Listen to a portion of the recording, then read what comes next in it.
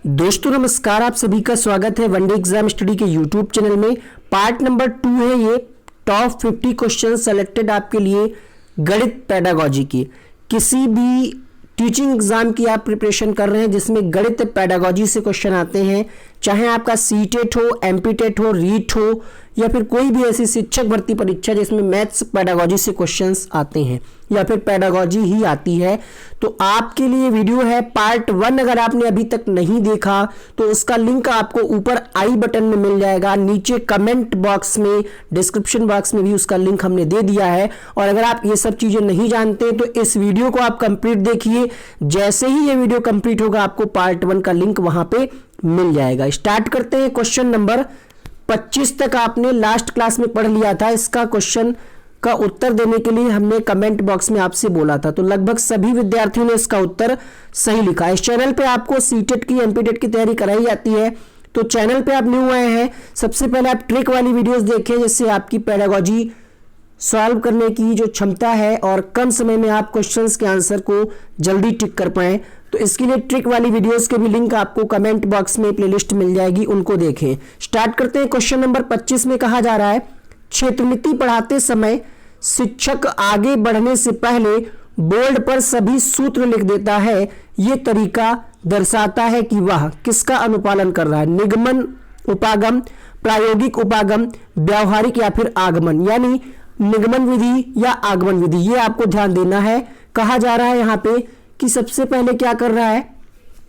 सूत्र लिख रहा है। तो आपको बता दें आगमन विधि में क्या होता है। आगमन विधि में पहले हम उदाहरण बताते हैं, यानी एग्जाम्पल, ठीक है, एग्जाम्पल टू रूल। पहले हम बताते हैं उदाहरण, उसके बाद नियम बताते हैं। जबकि निगमन विधि में क्या होता है, जैसे आप नी से नियम और नी से निगमन याद रखिएगा, तो इसमें क्या होता है, पहले हम सूत्र बताते हैं, पहले नियम बताते हैं। मान लिया अगर आपको हिंदी में ही संज्ञा पढ़ानी है, ठीक है, तो पहले हम कुछ उदाहरण बता दें, जैसे बता दें किसी स्थान का नाम, ठीक है, जैसे बता दें हम दिल्ली, फिर उसके बाद बता दें आपको आगरा, फिर ब्रेड या दूध। तो ये सब चीजें क्या है, एग्जाम्पल दिया हमने, बाद में बच्चे को बताया कि ये सब क्या है, ये संज्ञा है। तो पहले हमने उदाहरण बताया और फिर नियम बताया, संज्ञा की परिभाषा बताई, तो यहां पे हो जाएगा आगमन विधि। लेकिन पहले हमने अगर संज्ञा की परिभाषा बता दी, रूल बता दी, फिर उसके उदाहरण बताए, तो वो है नियम, यानी निगमन विधि। तो यहां पे कहा जा रहा है पहले टीचर क्या कर रहा है, सभी सूत्र लिख रहा है, अर्थात पहले नियम लिख रहा है। तो कौन सी विधि होगी? निगमन विधि होगी। और इस टॉपिक से हर बार एक क्वेश्चन आता है, तो आपको निगमन आगमन विधि समझ में आई है तो ठीक है, नहीं आई तो इस वीडियो के नीचे कमेंट करिएगा, उसका डिटेल वीडियो हम आपको प्रोवाइड करेंगे। क्वेश्चन नंबर 26, टोटल 50 क्वेश्चन होंगे। 25 का पार्ट 1, 26 से पार्ट 2 ये स्टार्ट हो रहा है। प्राथमिक स्तर पर गणित शिक्षण में बच्चों में त्रुटि की संभावना को कम करने के लिए एक शिक्षक को क्या करना चाहिए कि बच्चा गलतियां ना करे गणित में। पहला ऑप्शन, बालकों को गणितीय चिन्हों के प्रयोग का बार बार अभ्यास कराए, सही हो सकता है। दूसरा ऑप्शन है, बालकों में गणित के प्रति सकारात्मक दृष्टिकोण, बिल्कुल सही है। पहली बात तो यहाँ पे सकारात्मक लिखा है तो अपने आप में ये पॉजिटिव सा कीवर्ड है, ये भी सही है। दूसरा ऑप्शन सही है। तीसरा है, बालकों को हतोत्साहित ना करे, बिल्कुल सही है। हतोत्साहित ना करे मतलब प्रोत्साहित करे लेकिन डिमोटिवेट ना करे। तो ये तीनों ही ऑप्शन सही है। आपका उत्तर आएगा यहाँ पे ऑप्शन नंबर डी। जितने भी लोग लाइव देख रहे हैं इस क्लास को, उनका मोस्ट वेलकम है। सभी लोग एक एक बार वीडियो को लाइक कर दीजिएगा और अपने दोस्तों को शेयर करिए जो भी शिक्षक भर्ती परीक्षा की तैयारी कर रहे हैं। आप सभी के नाम नहीं लिए जाते क्योंकि 300-400 लोग लाइव देखते हैं और बाद में हजारों लाखों लोग इस वीडियो को रिकॉर्डेड देखते हैं, तो नाम लेने से वीडियो बोरिंग हो जाता है और आपका समय भी खराब होता है, इसलिए नाम नहीं लेते हैं। लाइव डिस्कशन के लिए हम संडे को आपका एक अलग से सेशन रखेंगे नाम लेने के लिए। क्वेश्चन नंबर 27 आपने पढ़ लिया होगा कि प्राथमिक स्तर पर गणित शिक्षण का उच्च प्राथमिक स्तर पर गणित शिक्षण का सर्वाधिक महत्व किसमें होता है? भौतिक, मानसिक, व्यावहारिक, आध्यात्मिक। तो देखिए गणित का सबसे ज्यादा महत्व जो होता है वो व्यावहारिक में होता है, क्योंकि व्यावहारिक रूप से हम गणित का प्रयोग करते हैं। मार्केट गए तो व्यावहारिक रूप में, बिजनेस कर रहे हैं तब भी, या कहीं और, तो हम व्यावहारिक रूप में इसका प्रयोग करते हैं। बालकों में गणित संबंधित त्रुटियों का पता लगाने के लिए क्या आवश्यक है? देखिए बच्चा अगर त्रुटियां कर रहा है तो उसको हम पता लगाने के लिए क्या करेंगे? क्या उपचारात्मक करेंगे, निदानात्मक करेंगे, मौखिक करेंगे, स्वभाव परीक्षण करेंगे। ये ऐसा टॉपिक है, यह आपको 3 से 4 नंबर दिलाएगा आपकी परीक्षा में। उपचारात्मक निदानात्मक होता क्या है? तो निदानात्मक जैसे आप कभी भी बीमार हुए होंगे तो डॉक्टर के पास गए होंगे, है ना, डॉक्टर ने आपसे पूछा होगा आपको क्या बीमारी है, कब से बीमारी है, ठीक है, लास्ट टाइम आपने क्या खाया था, इसके पहले कोई दवा ली या नहीं ली, अर्थात पहले वो कारण पता करता है कि आपको ये बीमारी कैसे हुई। उसी तरीके से जो त्रुटियां होती हैं बच्चों को, उनको हम पता करते हैं निदानात्मक परीक्षण में। तो अगर आपका उत्तर है ऑप्शन नंबर बी, जवाब बिल्कुल सही है। पहले हम पता करते हैं कि त्रुटियां क्या हुई है। जब हमें त्रुटियों को पता चल जाता है कि बच्चे कहाँ पे त्रुटियां कर रहे हैं, कहाँ पे गलती कर रहे हैं, तो उन त्रुटियों को दूर करने के लिए जो हम करते हैं प्रक्रिया, उसको कहते हैं उपचारात्मक। तो यहाँ पे आंसर मिलेगा आपको ऑप्शन नंबर बी, क्योंकि यहाँ पे त्रुटियों को पता लगाने की बात कही जा रही है। अगर यहीं पे क्वेश्चन कहता है कि त्रुटियों को पता लगाने के बाद उनको दूर करने के लिए किसका प्रयोग किया जाता है, तब आपका आंसर आता उपचारात्मक। गणित शिक्षण द्वारा की जाने वाली त्रुटि प्रमुख क्या है? पहला ऑप्शन है उपयुक्त शिक्षण विधियों का प्रयोग ना करना, चित्रात्मक तरीके से बालकों को पढ़ाना, शिक्षण कार्य के बीच बार बार में कक्षा में घूमकर बालकों का निरीक्षण करना। त्रुटि पूछ रहा है, गणित शिक्षण द्वारा की जाने वाली त्रुटि मतलब कमी या दोष, ठीक है। तो यहाँ पे चित्रात्मक तरीके से बालकों को पढ़ाना, ये कोई त्रुटि तो नहीं है, तो अच्छी बात है अगर हम चित्रात्मक तरीके से पढ़ा रहे हैं। शिक्षण कार्य के बीच बार बार कक्षा में घूमकर बाल भी, तो बहुत अच्छी बात है, अगर आप निरीक्षण करें इससे पता चलेगा कि कौन सा बच्चा पढ़ रहा है नहीं पढ़ रहा है। तो जो लोग उपरोक्त सभी देख करके तुरंत ऑप्शन नंबर डी लगाते हैं वो थोड़ा सा सतर्क रहें कि ऐसे भी क्वेश्चन अब आने लगे हैं। तो यहाँ पे त्रुटि क्या होगी कि जो शिक्षण विधियां हैं, जैसे आगमन निगमन विधि है, खोज विधि है, किस चैप्टर में किस सवाल में कौन सी विधि का प्रयोग करना है, ये त्रुटि हो सकती है कि उपयुक्त शिक्षण विधियों का प्रयोग क्लास में न किया जा रहा हो। तो 29 का यहाँ पे पहला ऑप्शन करेक्ट होगा। क्वेश्चन नंबर 30 देखिए, गणित शिक्षण के दौरान बच्चों में त्रुटियों का विश्लेषण करने हेतु एक शिक्षक के लिए आवश्यक है बच्चों को गणित विषय के प्रति जागरूक करना, बच्चों को गणितीय चिन्हों के सही प्रयोग के विषय में बताना, बच्चों में समस्या का विश्लेषण तथा संश्लेषण करने की योग्यता का विकास करना, या फिर उपरोक्त सभी। क्वेश्चन नंबर है 30, गणित शिक्षण के दौरान त्रुटियों का हमें क्या करना है, एनालिसिस करना है। क्या जरूरी है? जागरूक करना, तो बिल्कुल ठीक बात है यहाँ पे, है ना। गणितीय चिन्हों के सही प्रयोग के विषय में बताना, ये भी सही है, तभी तो हम त्रुटियों को पकड़ पाएंगे और उनको सुधार कर पाएंगे।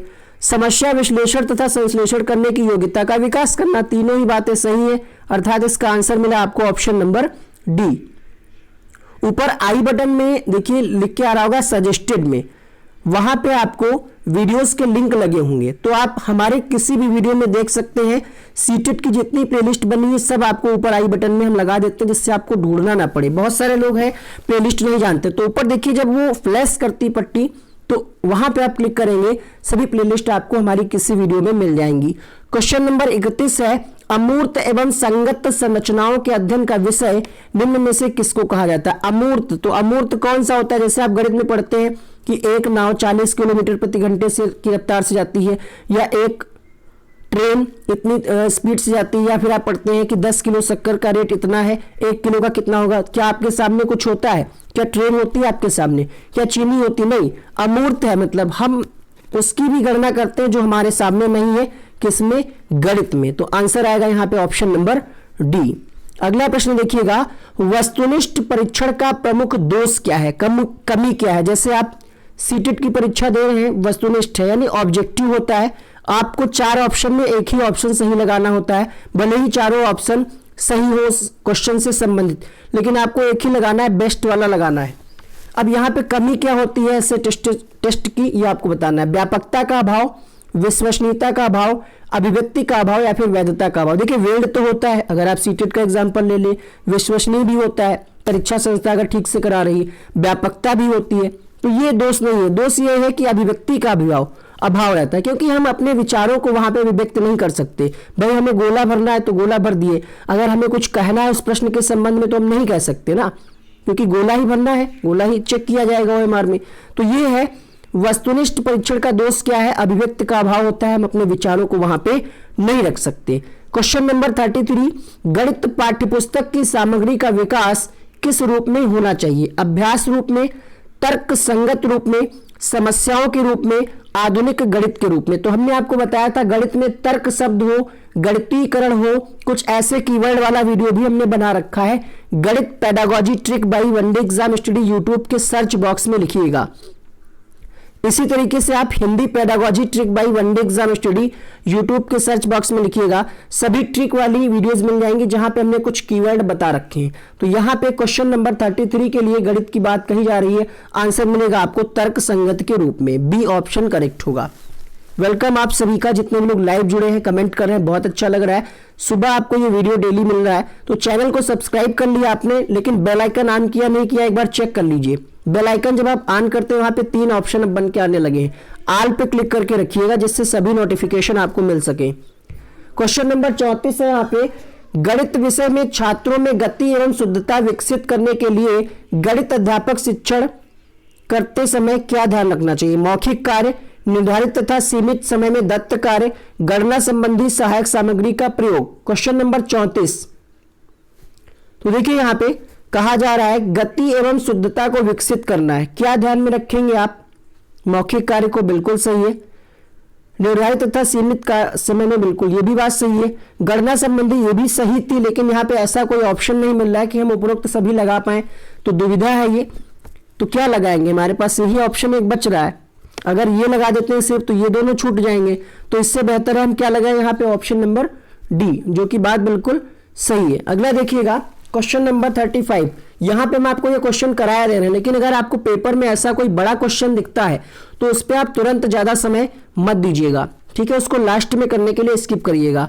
कहा जा रहा है विकास 56 विद्यार्थियों की कक्षा को गणित पढ़ाता है, उसका यह विश्वास है कि यदि परीक्षा के तुरंत बाद प्रतिपुष्टि का मतलब होता है फीडबैक जो दिया जाता है, फीडबैक तो समझ ही गए होंगे, जैसे आप इस क्लास को देख रहे हैं, लाइक और डिसलाइक करके आप फीडबैक देते हैं, अच्छा लगता है तो आप लाइक करते हैं, किया नहीं तो कर दीजिए, नहीं अच्छा लगे तो डिसलाइक कर दीजिए, रीजन बता दीजिएगा क्या आपको अच्छा नहीं लगा। क्वेश्चन नंबर 35 देखिए, तो कहा जा रहा है कि प्रतिपुष्टि दी जाए तो वो प्रभावी होता है। 10 अंकों की एक छोटी कक्षा परीक्षा का आयोजन करता है, प्रभावी मतलब एक परीक्षा हो रही है और टीचर को फीडबैक देना है, सबसे अच्छा तरीका कौन सा होगा? 10 अंकों का टेस्ट लिया है टीचर ने, ये कहना चाह रहा है बस, कौन सा बेहतर तरीका होगा? या पूरी कक्षा के लिए चर्चा का आयोजन कर सकता है कि वे तरीकों से अपने उत्तर पर पहुंचे और सही उत्तर पर पहुंचने की प्रभावी युक्ति कौन सी? बिल्कुल सही बात है, पहला ऑप्शन तो सही लग रहा है, लेकिन बाकी के ऑप्शंस देख लीजिए, हो सकता है कोई इससे प्रभावशाली हो। कहा जाए वह यादृच्छिक रूप से किसी भी एक कॉपी का चयन करे और बोर्ड की सहायता से उस कॉपी में उत्तर प्राप्त करने की विधि पर चर्चा करे, ये उतना प्रभावशाली नहीं, क्योंकि यहाँ पे क्या कहा जा रहा है? चर्चा का आयोजन, तो ये ज्यादा प्रभावशाली है, कमजोर पड़ गया यहाँ पे कहा जा रहा है वह विद्यार्थियों के एक दूसरे से उत्तर, तो इसमें तो चीटिंग हो सकती है, बच्चा आपस में, है ना, फ्रेंड कोई होगा तो उसमें चीटिंग कर देगा, तो ये भी गलत हो जाएगा।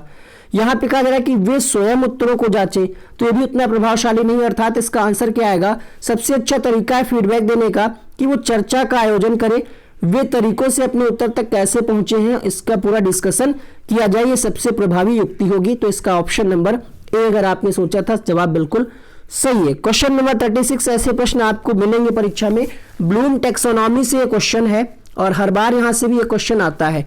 निम्नलिखित कक्षा 3 की पाठ्यपुस्तक में एक समस्या है, समस्या क्या है कि निम्नलिखित समस्या का हल करने के लिए कौन सी गणितीय संक्रिया का प्रयोग किया जाएगा?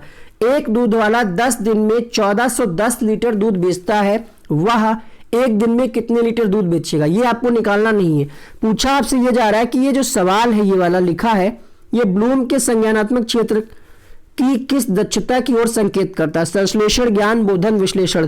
तो आपको ये ब्लूम टैक्सोनॉमी पढ़ लेनी चाहिए कायदे से। इस वीडियो में अगर हम बताएंगे तो 30 मिनट की सिर्फ टैक्सोनॉमी है, हो सकता है 1 घंटा लग जाए, शॉर्ट में हम आपको बता देते हैं। देखिए टैक्सोनॉमी क्या होता है, जैसे हमने आपको बताया ब्लूम टैक्सोनॉमी, तो टैक्सोनॉमी का मतलब होता है ऐसी प्रणाली जिसमें वर्गीकरण किया जाता है, ठीक है। तो ब्लूम का पूरा नाम था बेंजामिन एस ब्लूम और उनके सहयोगी ने मिलकर के कॉन्सेप्ट दिया था अधिगम से संबंधित। इन्होंने कुछ पक्ष बताए थे शैक्षिक उद्देश्यों के, ज्ञानात्मक पक्ष, भावात्मक पक्ष और क्रियात्मक पक्ष।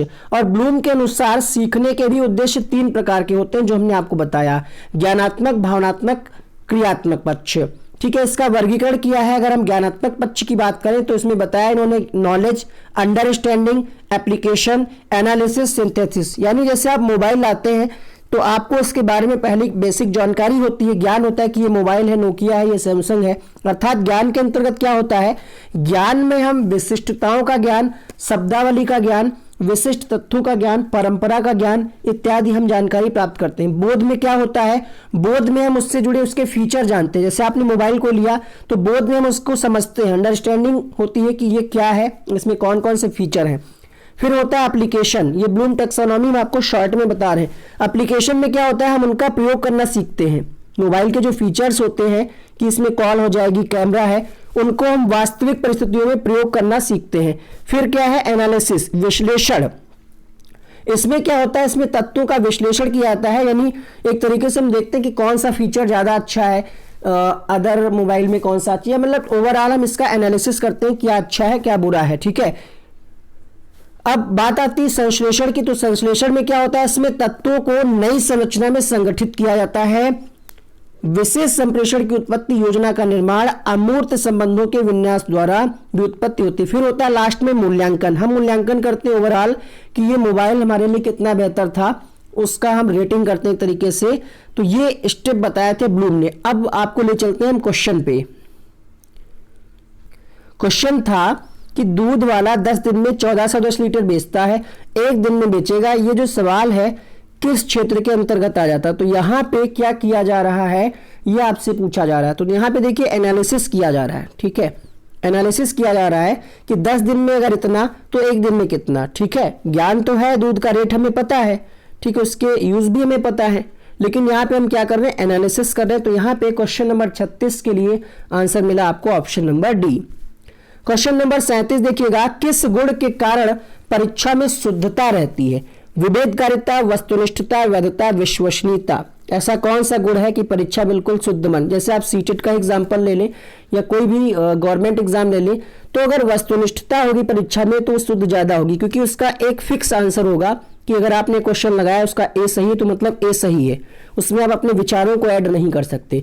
तो अगर वस्तुनिष्ठ परीक्षाएं, इसलिए देखा है आपने ज्यादातर जो गवर्नमेंट जॉब के लिए वैकेंसी आती है, परीक्षाएं होती है, जो प्री एग्जाम होता है जहां से आप एंट्री करते हैं वो वस्तुनिष्ठ परीक्षाएं ही अब होती हैं। तो यहाँ पे क्वेश्चन नंबर 37 के लिए, एक मिनट, शुद्धता पूछा जा रहा था, सॉरी, वस्तुनिष्ठता नहीं होगा यहाँ पे, वो क्वेश्चन दूसरा था, सॉरी फॉर दैट। यहाँ पे आंसर आएगा आपका वैधता, वैलिडिटी, वेल्ड है कि नहीं है ना।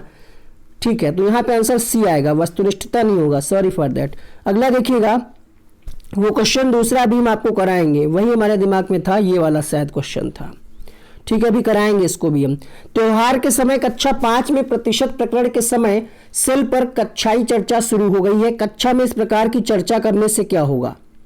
ठीक है, कक्षा 5 में प्रतिशत प्रकरण है, मतलब प्रतिशत जो चैप्टर नहीं होता है, वही प्रकरण का मतलब है टॉपिक। ठीक है, तो प्रतिशत प्रकरण पे क्या कहा जा रहा है यहाँ पे, सेल कक्षाई चर्चा शुरू हो गई, तो इस प्रकार की चर्चा से क्या होगा। पहला ऑप्शन है अपने वाद विवाद संबंधी कौशलों को बढ़ाने में विद्यार्थियों की सहायता होगी, बिल्कुल सही बात है भाई। दूसरा ऑप्शन कह रहा है कक्षा में गर्मा गर्मी वाली बहस आरंभ करती, माहौल खराब, तो भाई माहौल तो खराब नहीं होगा, अर्थात ये गलत हो गया।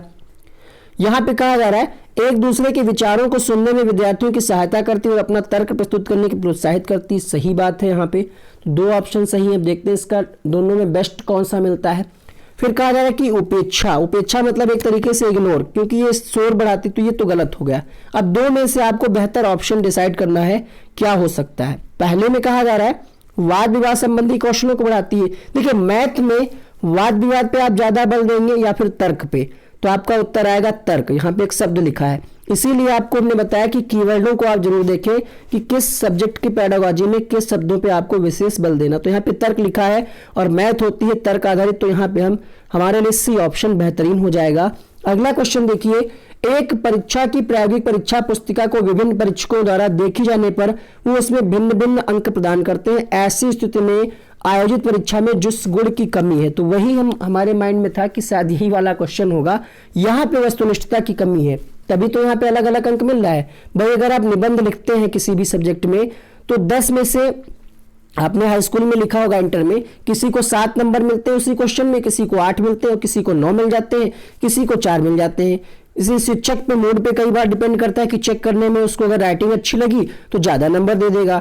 तो यहाँ पे भिन्न भिन्न अंक प्रदान करे जा रहे हैं। तो कमी किस गुण की है? वस्तुनिष्ठता की कमी है। अगर वस्तुनिष्ठता होगी, ऑब्जेक्टिव क्वेश्चन होंगे, तो एक क्वेश्चन का अगर 1 नंबर है तो उसको 1 ही मिलेगा। समझ पा रहे हैं इस बात को?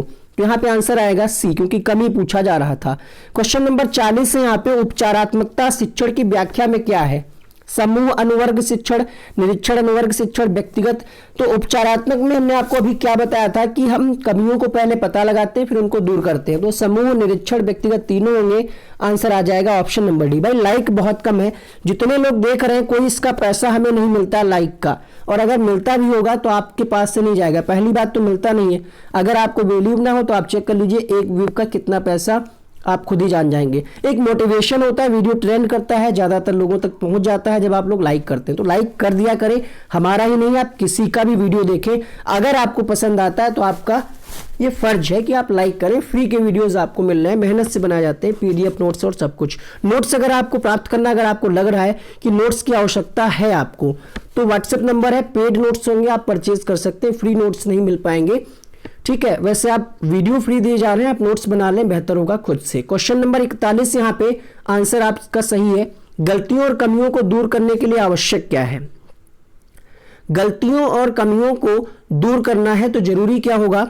उपचारात्मक। ठीक है, क्योंकि यहां तो हम कमियों को पता लगा लेंगे, उपचारात्मक में क्या करेंगे? दूर करने के उपाय करेंगे। शुरुआत में पहले क्वेश्चन में हमने आपको बताया था, तो यहाँ पे सी ऑप्शन सही होगा।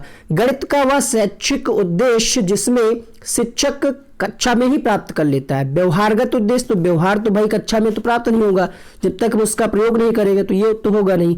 सामान्य उद्देश्य या फिर प्राप्य होगा, यहाँ पे प्राप्य उद्देश्य। तो आंसर मिलेगा आपको यहाँ पे 42 का option number C.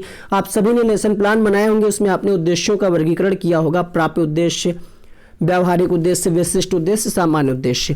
Question number 43 है। यदि ज्यामितीय आकृतियों का अवबोधन हो जाता है तो छात्रों के व्यवहार में परिवर्तन किस प्रकार का होगा? आकृतियों के वर्गीकरण करने का, वैसे आकृतियों को खींचने का, आकृतियों की प्रशंसा करने में, या फिर गणित परिषद पट ज्यामितीय आकृतियों का प्रदर्शन करने का।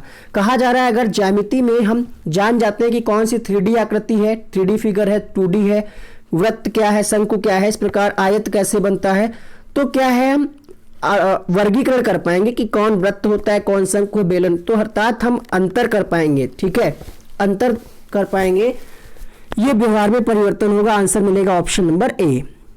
क्वेश्चन नंबर 44 देखिए। यदि आपकी कक्षा में कोई छात्र गणित विषय में कई बार फेल हो जाता है, यानी अनुत्तीर्ण हो जाता है, तो किस क्षेत्र में वो कमजोर है, ये जानने के लिए आपका क्या करेंगे? हमने आपको कई बार अभी भी बताया कि जब हमें कमियों का पता लगाना होता है तो हम निदान करते हैं। जैसे हम डॉक्टर के पास जाते हैं, वो हमसे पूछता है, तो कमजोरी का पता लगाने के लिए चाहे जैसे घुमा करके क्वेश्चन पूछे, जब बात कही जाए कि सब्जेक्ट में कमजोर है या बच्चे को अधिगम में गलती हो रही, त्रुटि हो रही है, कमी हो रही है, तो हम सबसे पहले निदानात्मक टेस्ट करते हैं, अर्थात निदानात्मक कार्य। तो क्वेश्चन नंबर 44 का ऑप्शन नंबर सी सही होगा। निदानात्मक परीक्षणों से ज्ञात किया जा सकता है छात्रों के लिए कठिनाइयों के क्षेत्र में उनके द्वारा की जाने वाली विशेष प्रकार की त्रुटियां। बिल्कुल सही है भाई, त्रुटियों को ही तो हम पता लगाते हैं निदानात्मक में, तो ये ऑप्शन सही है। ठीक है, कठिन होना गलत हो जाएगा। यहाँ पे छात्रों की गणित के प्रति रुचि होना, रुचि को हम निदानात्मक में कैसे पता लगाएंगे? निदानात्मक में हम तो कमियों को पता लगाते हैं कि कहाँ पे दिक्कत आ रही है।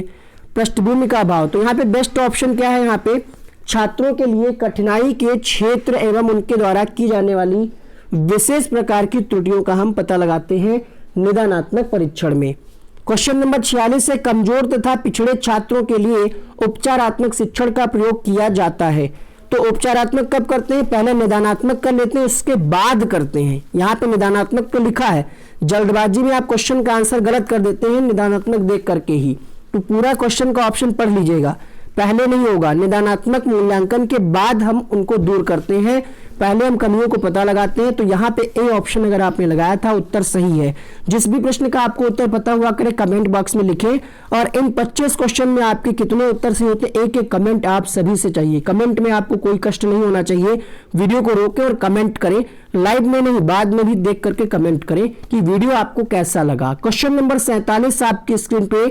छात्र विद्यालय में रहकर जो कुछ सीखता है उसकी जांच हेतु जो परीक्षाएं आयोजित की जाती हैं वे क्या कहलाती हैं?